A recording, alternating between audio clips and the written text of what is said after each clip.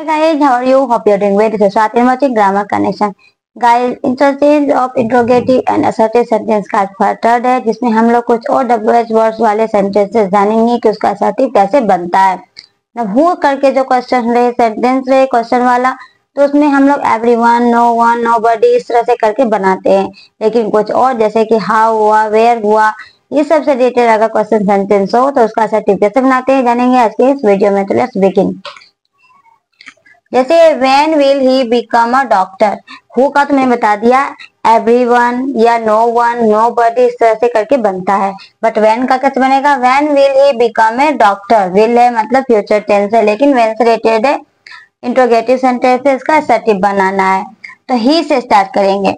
ही assertive में पहले subject होता है, फिर वर्ब होता है। तो यहाँ सब्जेक्ट हमारा ही है तो ही हो गया। उसके बाद वर्ब क्या है? विल, तो विल लगा देंगे।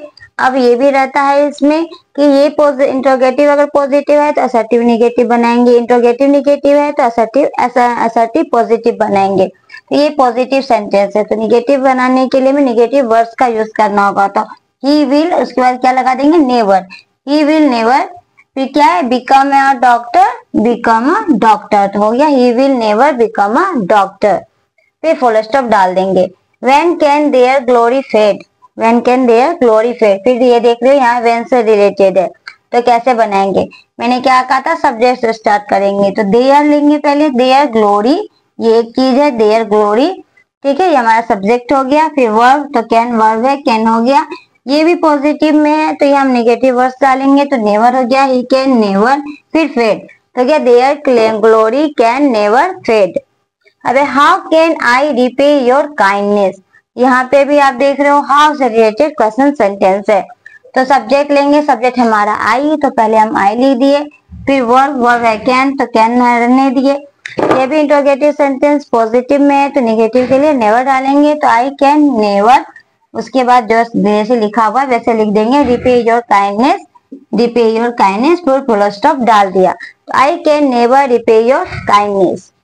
Where will he not be respected, फिर वेयर से रिलेटेड है। आप देखो यहाँ वेन से था, हाउ से था, वेयर से था, अलग अलग WH वर्ड्स डाल के क्वेश्चन सेंटेंसेस हैं, जिसे हम लोग असर्टिव सेंटेंस में बना रहे हैं। Where will he not be respected, तो सब्जेक्ट क्या हमारा? ही, तो ही से स्टार्ट करेंगे। फिर वर्ब क्या है? विल, तो विल हो गया। फिर यहाँ तो ऑलरेडी नॉट दिया हुआ है, मतलब ये इंट्रोगेटिव सेंटेंस निगेटिव में है तो असर्टिव में पॉजिटिव होगा, तो नॉट को सिर्फ हटा देते हैं। तो सब्जेक्ट डाल दिया पहले, ही विल हो गया, नॉट हट गया। उसके बाद जैसे लिखा था बी रिस्पेक्टेड, तो बी रिस्पेक्टेड, फिर एक वर्ड यहाँ डाल देंगे एवरीवेयर, क्योंकि क्वेश्चन वेयर में है इसलिए हो गया everywhere. He will be respected everywhere in assertive sentence. Clear है गाइस? तो क्या था, जब असर्टिव बना रहे हैं, ये कौन सा WH क्वेश्चन वर्ड है? हु से नहीं है, व्हेन है, हाउ है, वेयर है, अलग अलग है। तो इसका हम कैसे बनाते हैं? पहले सब्जेक्ट डालेंगे, फिर वर्ब। अगर पॉजिटिव में ये इंट्रोगेटिव सेंटेंस है तो असर्टिव में नेवर डाल देंगे। अगर ये नेगेटिव में ऑलरेडी है इंट्रोगेटिव सेंटेंस, असर्टिव में उस नेगेटिव वर्ड्स को सिर्फ हटा देते हैं। फिर जैसे बनता है वैसे ही बनाते हैं। कुछ और इस तरह के सेंटेंस सीखते हैं गाइस, कुछ और WH वर्ड्स वाले सेंटेंसेस सीखेंगे। मैंने आप लोगों को व्हेन, हाउ ये सब बता दिया है। अब है हमारा वर्ड से रिलेटेड।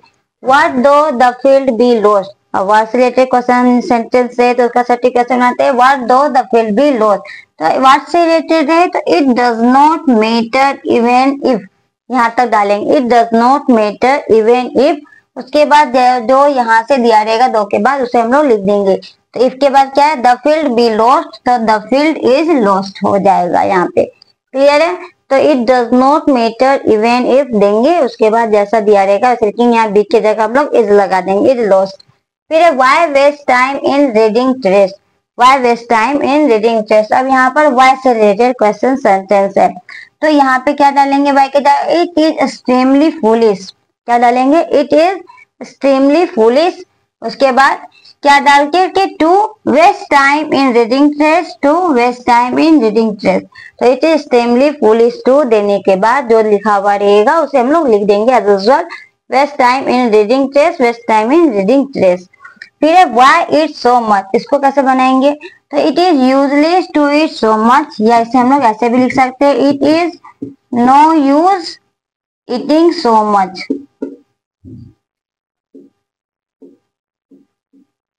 ऐसे इस तरह से भी हम लोग बना सकते हैं। It is useless to it so much या इट इज नो यूज, तो नो यूज देंगे अगर हम लोग तो इट के जगह में यहाँ पर ईटिंग हो जाएगा। It is no use eating so much या it is useless to it so much. फिर why cry over spilled milk, फिर वाई से रिलेटेड है तो कैसे बनाएंगे, इट इज नो यूज, जैसे मैंने इसमें बताया था दो तरह से लिख सकते हैं, तो इट इज नो यूज।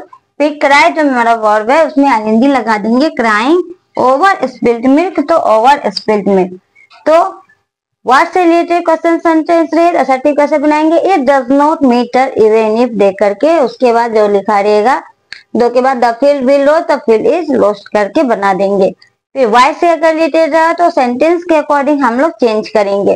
तो why waste time in reading text, तो it is extremely foolish to, it is extremely foolish to waste time in reading text. फिर why it so much, why it's so much, तो it is useless to eat so much या it is no use eating so much। no use लगाएंगे तो it verb में ing लगा देंगे main verb में।